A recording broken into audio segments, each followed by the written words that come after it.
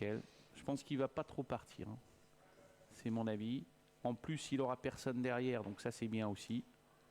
Il permettra de voilà, de pas être avec un cheval sur les talons qui souffle, qui fait du bruit et qui pourrait désorienter la jument.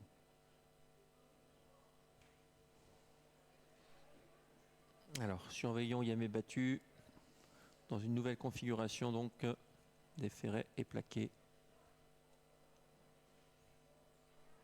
Avec la tête de travers, la numéro 2.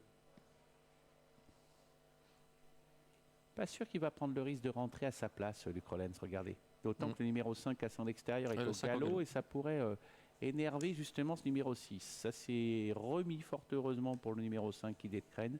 C'était mal parti avant le coup. Il part en retrait. Il assure Luc Rollens et les voilà qui vont s'élancer avec un parcours de 2300 mètres à couvrir. Et les voilà qui partent à l'instant avec le numéro 3 Olivival, avec le numéro 5 également qui est parti Idée de Crène. Départ assuré pour Elvira qui se retrouve quand même un petit peu en retrait, mais toujours en course bien évidemment. Le 10 est plus loin, Gypsy d'Herpion, et puis on note la présence également parmi les derniers de chevaux comme le 11 Girl de Chenu. La favorite qui se rapproche en dehors. Déjà, Elvira, elle prend ses aises.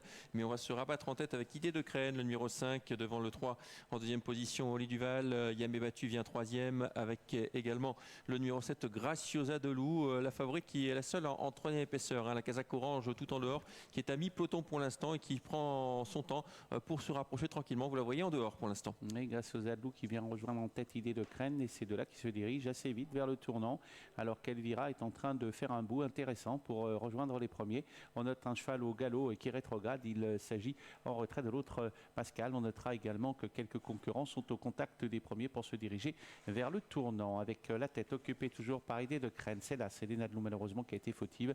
Elvira qui continue à tourner en dehors de tout le monde. Oli Duval a un bon parcours à la corde, pas très loin des leaders. On patiente avec Azeldop, patiente également avec des concurrentes notamment comme Auten qui est un peu en retrait. Elvira accélère maintenant, est obligée de tourner en dehors, et Idée de Crène a toujours le meilleur et tente de contester la supériorité des premières. Elvira qui vient à sa main tranquillement et qui va prendre le commandement à tour de l'arrivée. Idée de Crène essaye de la contrer, mais ça va être de courte durée, je peux vous dire, parce qu'Elvira, si elle ne bouge pas, va lui prendre aisément le commandement. Ouais, Elvira sera en tête après avoir quand même progressé pendant 1 km tout en dehors. En deuxième position, on retrouve le 5 Idée de Crène. On est déjà un petit peu sollicité avec le 7 Gracieuse de Loup en dehors qui a le mauvais parcours. Attention côté corde à Oli Duval qui semble avoir pas mal de gars. Il va falloir sortir un peu plus loin.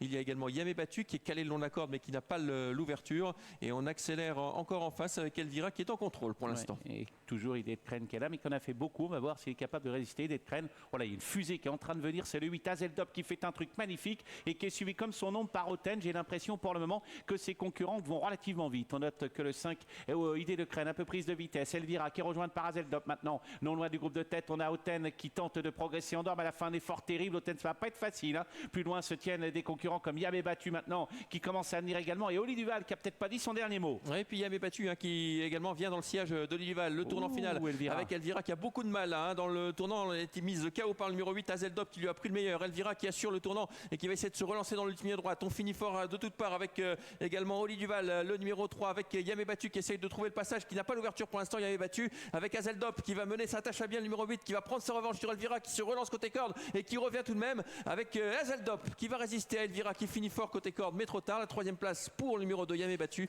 et la 4e place pour le 3 Oli Duval. 8, 6, 2 et 3, c'est l'arrivée chiffrée de cette compétition. Azeldop qui remet le couvert, le numéro 8 qui s'impose à la cote de 8 €. Elle domine la situation. Elvira n'est que deuxième. Le numéro 6, la grandissime favorite, prise de vitesse dans le dernier tournant. Peut-être un parcours pas assez sélectif pour elle. Le 2 Yamé battu termine en 3e. Oli Duval, le 3, concluant 4e.